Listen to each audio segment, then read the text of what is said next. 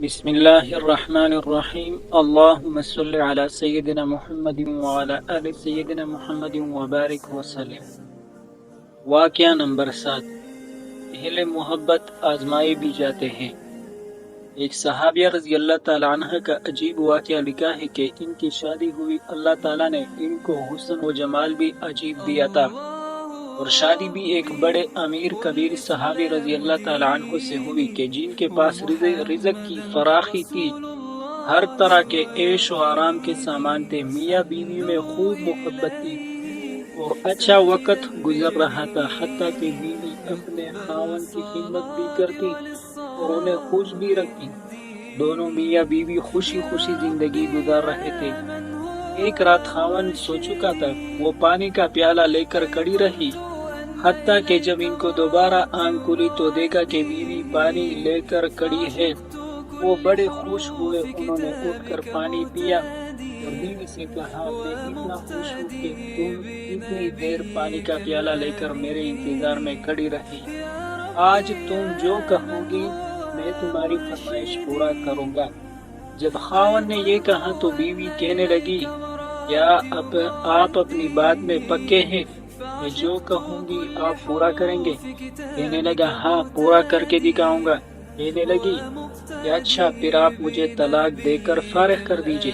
اب جب طلاق کی بات ہوئی تو وہ صحابی رضی اللہ تعالی عنہ بہت پریشان ہوئے کہ اتنی خوبصورت، خوب سیرت، اتنی وفادار اور خدمتگار بیوی کہہ رہی ہے کہ آپ مجھے طلاق دے دیجئے۔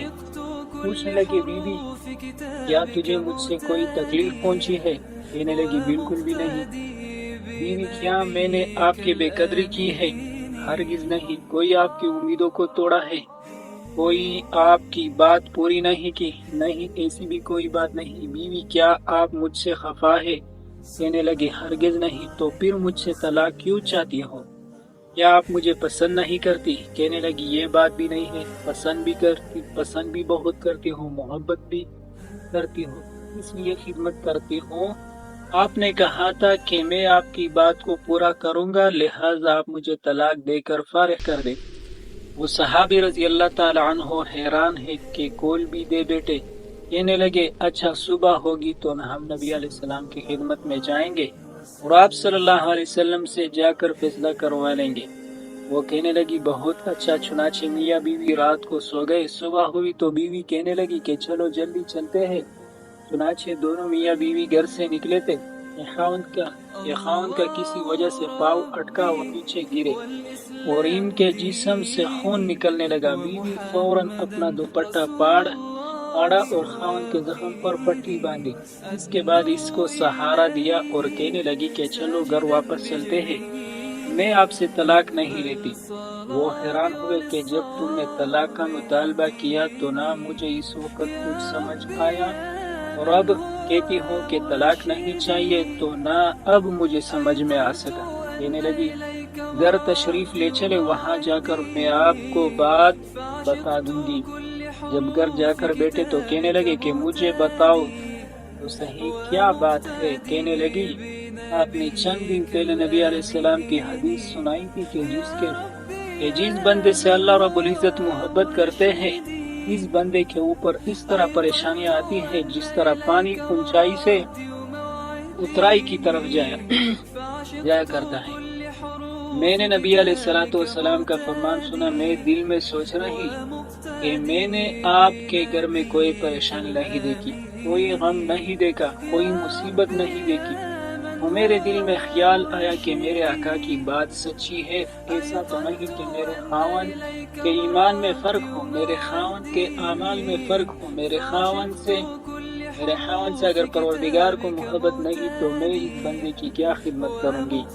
اس لیے جب آپ نے کہا کہ میں تمہاری بات پوری کروں گا تو میں نے کہا کہ میں اس بندے سے طلاق چاہتی ہوں جس سے میرے پروردگار محبت نہیں کرتے۔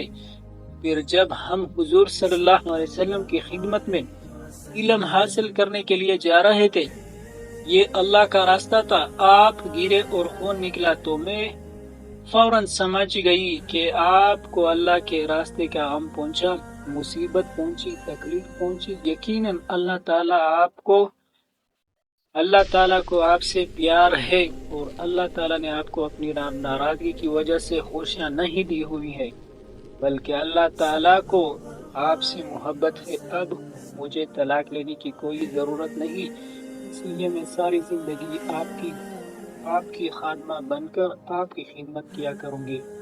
سبحان اللہ۔ ذکر دنیا کر کے دیکھ، فکر عقبا کر کے دیکھ، سب کو اپنا کر کے دیکھ، رب کو اپنا کر کے دیکھ۔